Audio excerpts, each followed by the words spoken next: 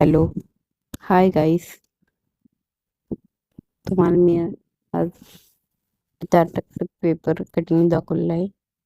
तर आता पीसवर paper cutting कसं करायचं ते दाखवत आहे. तर बघा आता मी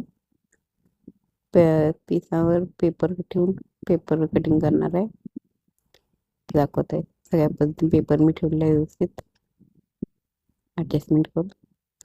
बघा तर असं पेपर ठेवून आपण मार्किंग करून घ्यायचं व्यवस्थितपणे.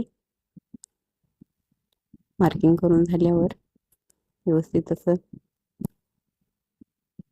प्रकारे फिनिशिंग द्यायचं, म्हणजे कटिंग करायला सोपं जातं आपल्याला. तर 4 टक्स ब्लाऊज आहे ते.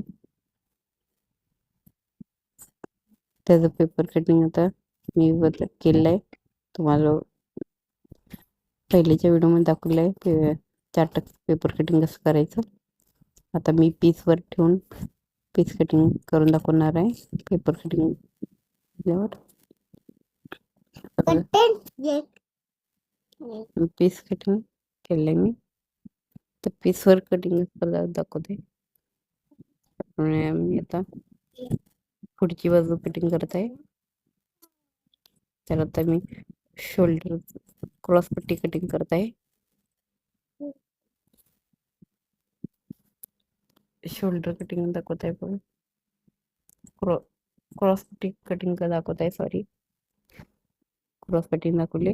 बघा अशा प्रकारे काढून घ्यायचे. पण कमी कमी पीस असल्या ना अशा प्रकारे काढून घ्यायचं, म्हणजे ॲडजस्टमेंट होतं पिसात.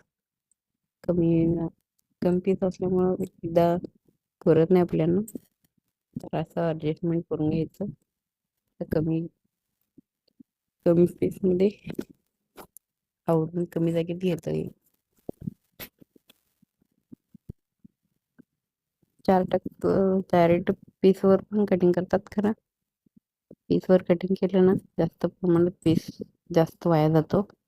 त्यानं पेपर कटिंग करून घेऊन केलं तर सोप्या पद्धतीने बरं पडतं. करते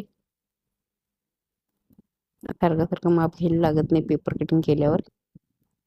एकदाच पेपर कटिंग करायचं आणि ठेवून कटिंग करून घ्यायचं. आणि परत मी अनेक एक्स्ट्रा प्रॉपर्टी कट केली आहे. बघा अशा प्रकारे भाई काढून घेतली. तर आता क्रॉसपट्टी करून घेत आहे.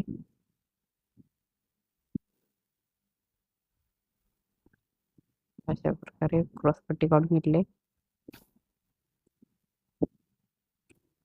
तेव्हा कसं वाटलं अशा प्रकारे करून व्यवस्थित कटिंग करून घ्या. बघा अशी बघितलं तर आता मी कटिंग करत आहे. पहिला भाई कटिंग करायला आहे मी. आणि पीसचे जास्त सुळसुळीत असल्यामुळं जरा हालाले पीस. तरी बघा व्यवस्थित प्रकारे कटिंग केलेलं आहे. तर बघा अशा प्रकारे मी कटिंग करून घेतलं आहे. आता भाई कटिंग झाली. त्याचं पुढचं कटिंग करता येईल.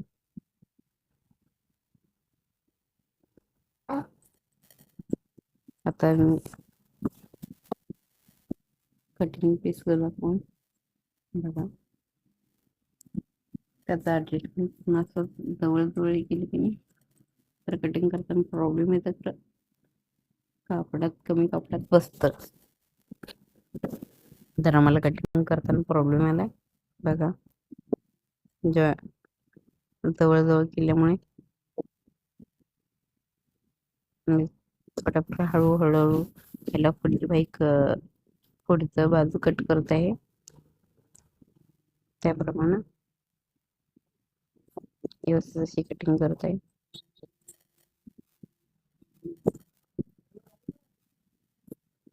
अशा प्रकारे करून व्यवस्थित कटिंग ॲडजस्टमेंट करून केलं आहे. आता तर मागच्या साईडची मी ते करून घेत आहे, म्हणजे मला इथं शोल्डर व्यवस्थित काढता येईल. त्याचा मुंडा खोलीची कटिंग करत आहे तर चुकून म्हणताना मी कापडात सुळसुळीत येते ना त्यामुळे दमवाले कटिंग करताना बघा अशा प्रकारे कटिंग केले.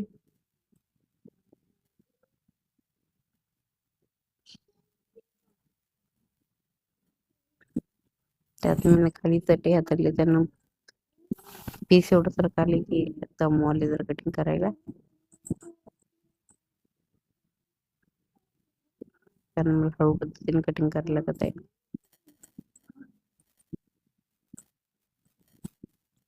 बघायचं पुढचं कटिंग करून घेतलंय मी.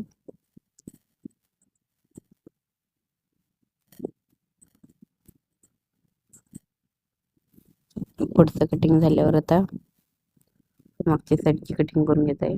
बघा लेवल पीस व्यवस्थित खालवर न करता व्यवस्थित कटिंग करून घेतली की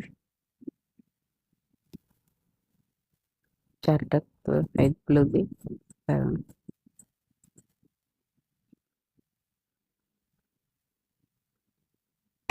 अशा प्रकारे कटिंग नवीन चाललंय. तुम्ही क्रॉस पट्टी कटिंग करत आहे.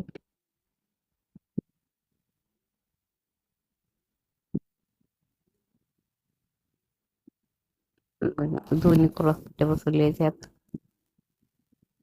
एकाच पेजमध्ये.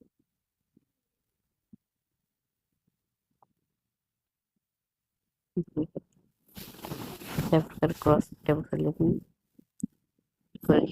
एक डावी साईड अशी बसवून क्रॉस पट्टी कटिंग करताय. अशा पद्धतीने केलं कमी कपड्यात जास्तीत जास्त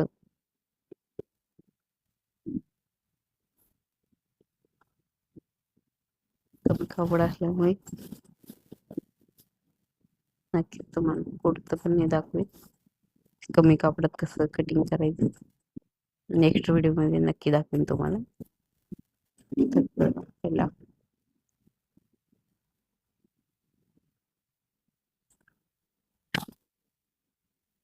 तर मी क्रॉस पट्टी केली आणि काय कट करायची त्यात कट केले. क्रॉस पट्टी कट केली उरलेलं कापडात आता मी उरलेल्या कपड्यात पण हे करून घेते जेणेकरून क्रॉस पट्टी कट केल्यावर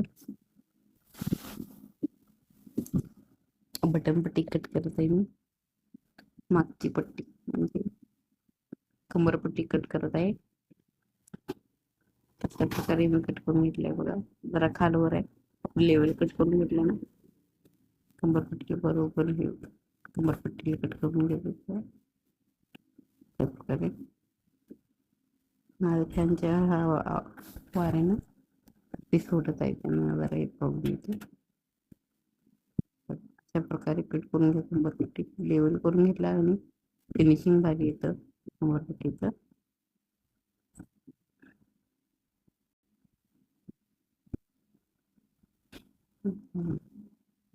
अशा प्रकारे बोटला ठेवले कापड